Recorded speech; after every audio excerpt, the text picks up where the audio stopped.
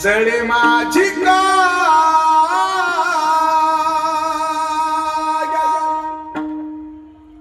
लागला वनवा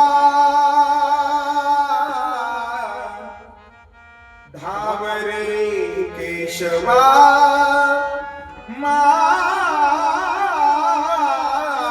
बाबा जळे माझी काया लागला वनवा जळे माझी काया लागला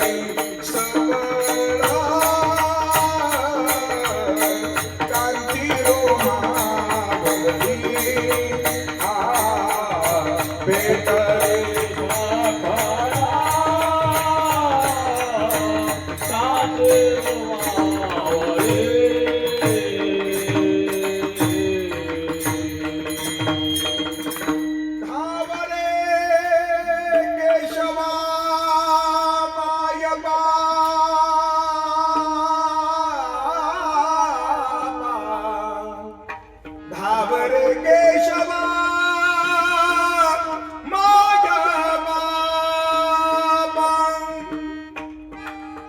त्या प्रसंगाला तुकोबारांच्या मुखातून अभंग काय पडला बाहेर पडला महाराज. काही तुकोबारांच्या अभंग गात्यामध्ये अभंग कसे आहे प्रासंगिक आहे. आणि खरे एक अभंग मी आपल्या समोर सांगेन महाराज. ज्या वेळेला तुकोबारांच्या श्रीमुखातून आलेले सर्वच्या सर्व अभंग रामेश्वर शास्त्रींनी सांगितलं होतं ते सर्वच्या सर्व अभंगाच्या वया काय करा त्या इंद्राणीच्या डोहामध्ये बुडवून टाका. आणि ज्या वेळेला वया डोहामध्ये बुडवण्याचा प्रसंग आला महाराज आणि तुकोबाराच्या वया आणण्यासाठी घरी दाखल झाले आणि त्या वेळेला आपल्या त्या अभंग गाथा घेऊन तुकोबारा निघाले, त्या वया घेऊन निघाले आणि जिजाऊन विचारलं, स्वामी काय करता तुम्ही? काय नाही जिजे, आता फरमान काढलंय हा सर्वच्या सर्व सारा जो अभंग गाथा हा आता इंद्राणीच्या डोहामध्ये बुडवून टाकायचा. जिजाऊ माता आडव्या झाल्या, काय करताय स्वामी तुम्ही? तुमच्या त्यानं संसारही व्यवस्थित झाला नाही आणि आता तुमचा हा परमार्थ सुद्धा तुम्ही काय करताय? डोहामध्ये बुडवताय. हो ना जिजे, तू म्हणते ते बरोबर आहे. देवना संसार तुका दोहीकडे चोर, माझी परिस्थिती अशीच आहे. आणि ते तुकोबारा ज्या वेळेला अभंग गाथा घेऊन आले आणि तो अभंग गाथा आता त्या डोहामध्ये बुडवत असताना रामेश्वर शास्त्रीने सांगितलं, तसा बुडवू नका, त्याच्यावरती दगड ठेवा आणि मग तो इंद्राणीच्या डोहामध्ये बुडवून टाका. ठीक आहे, त्याच्यावरती दगड ठेवले महाराज आणि तो अभंग गाता पांडुरंग पांडुरंग पांडुरंग असं चिंतन तुकोबारा करताय. आणि तो अभंग गाता इंद्राणीच्या डोहामध्ये सोडून दिला. तुकोबाराच्या शिळेवरती बसले होते महाराज. एक दिवस झाला, 2 दिवस झाले, 3 दिवस झाले. अरे जिजाऊ विचार करतात का घरी येत नाही? 4थ्या दिवशी जिजाऊ माता आल्या, स्वामी घरी चला. नाही जिजे, मला आता नाही येता येणार. माझ्यासाठी नका येऊ. जेव्हापासून तुम्ही या डोहावरती बसलाय तेव्हापासून आपले चिमुकले लेकरं सुद्धा पाण्याचा थेंब घेत नाही, अन्नाचा कण घेत नाही. त्यांच्यासाठी तरी चला. नाही जिजे, मला येता येणार नाही. लेकरं सुद्धा धावत आले. तुकोबारांच्या मांडीवरती त्यांनी आपले मस्तक ठेवले. तुम्ही तरी जा असाल, आम्हाला काय, घरी आम्ही कशाला थांबायचं? आणि पाहता पाहता सर्वजण भगवंताला आठना हसाना हाका मारत होते. बरं, पांडुरंगा विठ्ठला माय बापा विठ्ठला. आठ तासानं भगवंताचा धावा करत होते.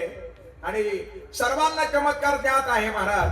13व्या दिवशी दिव्य चमत्कार घडला. जळी दगडा सहित वह्या तारिल्या दैशाला ह्या. दगड तारले महाराज, दगड सुद्धा वरती आले. निर्जीव दगड तुकोबारांच्या अभंग गात्यानं जर तरत असेल, मग सजीव माणसाला मानव का करणार नाही? फक्त आपण त्याचा काय करा, स्वीकार करा महाराज. सर्वांनी लक्षात ठेवा. आणि ज्या वेळेला अभंग गातावरती आला आणि मग समा तुकोबाराला म्हणाला, महाराज अभंग गातावरती आला, अभंग गातावरती आला. आणि असा अभंग गाता तुकोबाने आपल्या हातामध्ये घेतला आणि घळघळ घळघळ तुकोबारांच्या डोळ्यातून अश्रू वाहू लागले महाराज. आणि ते अश्रू वाहत असताना समा तुकोबारा म्हणत होता, महाराज अभंग गातावरती आला, तुम्ही आता हसायला पाहिजे, तुम्ही का रडताय? आणि त्यावेळेला तुकोबारांच्या मुखातील शब्द आहे, अरे हा अभंग गाता कोरडा पाण्यातून वरती आला. अरे मी तर 13 दिवस काय होतो, या शिळेवरती बसलो होतो, या डोहाच्या बाहेर मी बसलो होतो, पण 13 दिवस हा अभंग गाता पाण्यामुळे राहून सुद्धा ज्या अर्थी कोरडा येतो, याचा अर्थ माझा भगवंत 13 दिवस त्याच्या रक्षणार्थ काय होता, या डोहामध्ये होता. तो सर्वसामान्य नाही, तो सर्वसामान्य नाही. घळघळ घळघळ तुकोबारांच्या डोळ्यातून अश्रू वाहू लागले महाराज. आणि असे अश्रू वाहत असताना डबडबल्या डोळ्यानं तुकोबारा भगवंताचं स्मरण करतायत. आणि त्यावेळेला तुकोबारांच्या मुखातून अभंग निघाला. बरं, प्रासंगिक अभंग आहे. कोणता अभंग बाहेर निघाला? चंद्राभूनी शीतळ पानियाभूनी पातळ कल्लोळ प्रेमाचा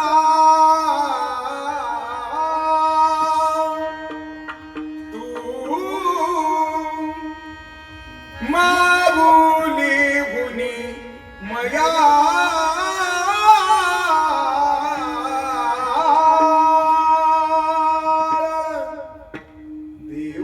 कशाची उपमा तुझी तुझा पुरुषोत्तमा पाचा तत्वाचा करीता तुझवरून टाकिलो.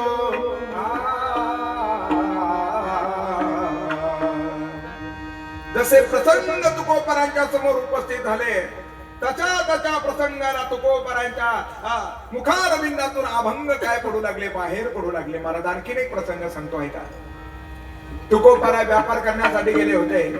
3 बैलांचा एकाच ठिकाणी मृत्यू झाला. एक बैल शिल्लक होता, त्याच्या पाठीवरती आता एक धान्याची गोण शिल्लक होती आणि तेवढी बैलाच्या पाठीवरती गोण टाकली आणि ते तुकोबारा देहू गावाच्या दिशेने निघाले.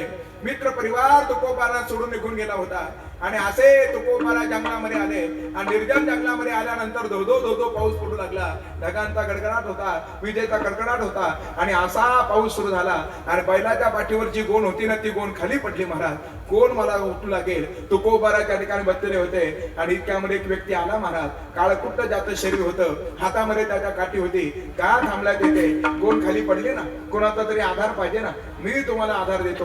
आणि अशी गोण उचलून बैलाच्या पाठीवरती ठेवली. तुकोबा म्हणतात, सर्वत्र पाणीच पाणी दिसतं, आता देहू गावापर्यंत मला जाण्याचा मार्ग सापडला पाहिजे. त्या व्यक्तिमत्वानं सांगितलं, काळजी करू नका, मला सगळे रस्ते माहिती आहे. तुकोबारांचा हात आपल्या हातामध्ये घेतला आणि इंद्रायणीच्या किनाऱ्यापर्यंत आणून दाखल केलं महाराज.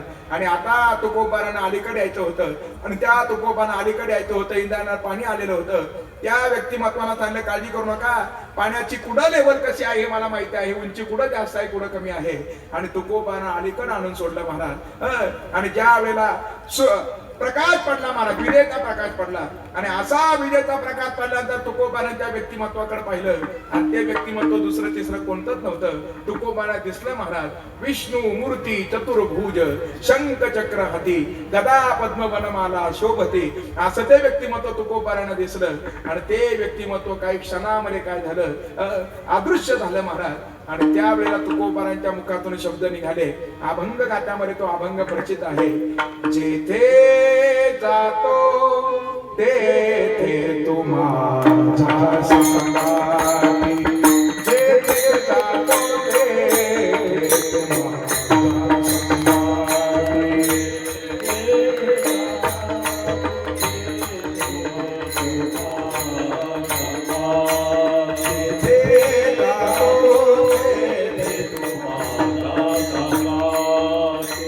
चालविसी हा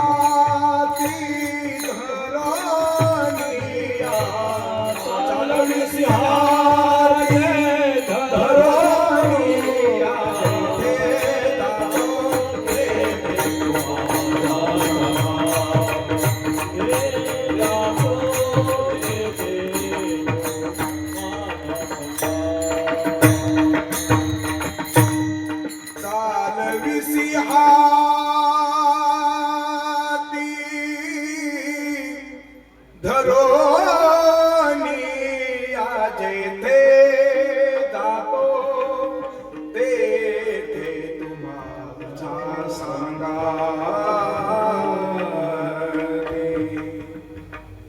त्या प्रसंगाला तुकोबारांच्या स्त्रीमुखातून तो अभंग बाहेर पडला. आताही अभंग तुकोबारांच्या जीवन चरित्राच्या दृष्टिकोनातून जर पाहू जर गेलं तर तो काय प्रासंगिकच आहे. रामकृष्ण आहे.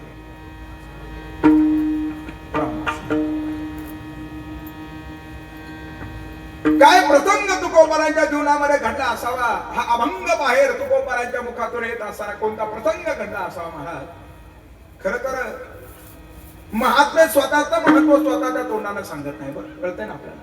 मोठी माणसं स्वतःचा मोठेपणा स्वतःच्या तोंडानं सांगत नाही, आणि जी माणसं स्वतःचा मोठेपणा स्वतःच्या तोंडानं सांगतात ती माणसं मोठीच नसतात महाराज. हे सर्वांनी लक्षात ठेवा. तुकोबाराने स्वतःचा मोठेपणा स्वतः नाही सांगितला, आणि त्यांच्या कट्टर आसारी विरोधक रामेश्वर छातीने सांगितलं म्हणे रामेश्वर भट्ट तुझ्या तुका विष्णू नाही दुधा. अरे माऊली महावैष्णव ज्ञानोबारांनी स्वतःचा मोठेपणा स्वतः सांगितलाच नाही महाराज. त्यांचा मोठेपणा वर्णन करावा लागला नाथ महाराजांना.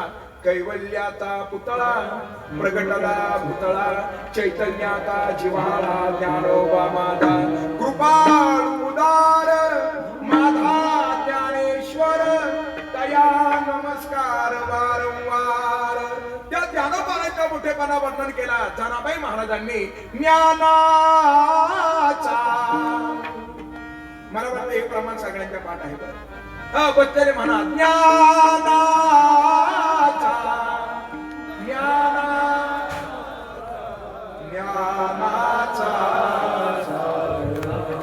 हे ज्ञानाचा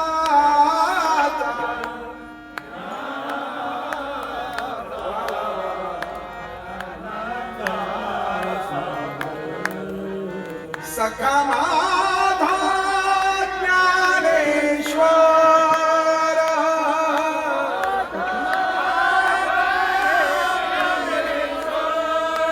सखा माझा ज्ञानेश्वर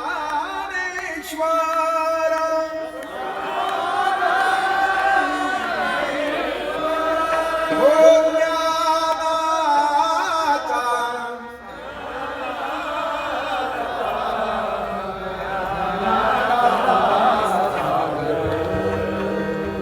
माऊली महावैष्णव ज्ञानराजांनी स्वतःचा मोठेपणा स्वतःच्या तोंडाने नाही सांगितला. तो वर्णन केला जनाबाई महाराजांनी, तो वर्णन केला नामदेव महाराजांनी, तो वर्णन केला नाथांनी, तो वर्णन केला तुकोबांनी, तो वर्णन केला महिपती महाराजांनी, तो वर्णन केला बहिणाबाई महाराजांनी. मोठी माणसं स्वतःचा मोठेपणा स्वतःच्या तोंडाने सांगत नाही, आणि स्वतःचा मोठेपणा स्वतःच्या तोंडाने सांगणं हे मृत्यूच्या समान आहे. बरं म्हणून सर्वांनी लक्षात ठेवा.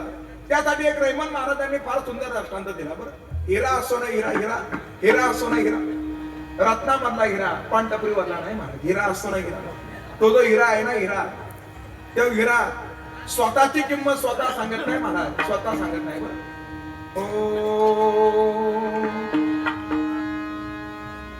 बडा बडाई ना करे बड़ा न बोले बोल रही मन हीरा कब कहे लाख हमारा